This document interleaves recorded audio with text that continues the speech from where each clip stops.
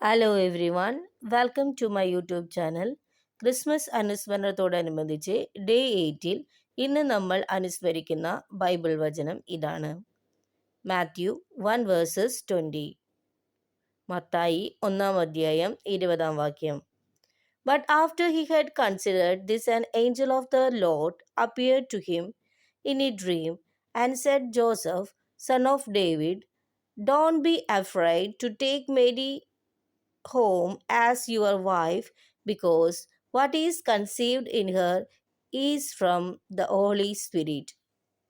അവൻ ഇതേക്കുറിച്ച് ആലോചിച്ചു കൊണ്ടിരിക്കെ കർത്താവിൻ്റെ ദൂതൻ സ്വപ്നത്തിൽ പ്രത്യക്ഷപ്പെട്ട് അവനോട് പറഞ്ഞു, ദാവീദിന്റെ പുത്രനായ ജോസഫ് മറിയത്തെ ഭാര്യയായി സ്വീകരിക്കാൻ ശങ്കിക്കേണ്ട.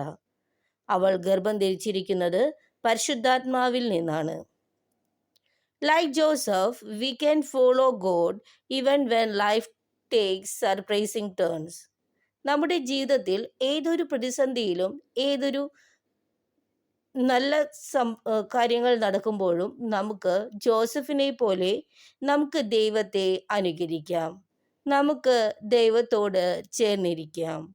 അതുപോലെ തന്നെ നമ്മുടെ ഹൃദയത്തിലും നമ്മുടെ ജീവിതത്തിലും നമ്മുടെ വീട്ടിലും ഈ ലോകം മുഴുവനും സമാധാനമുണ്ടാകുവാൻ വേണ്ടി നമുക്ക് പ്രാർത്ഥിക്കാം. എല്ലാവർക്കും നല്ല ദിവസം ആശംസിക്കുന്നു. Thank you.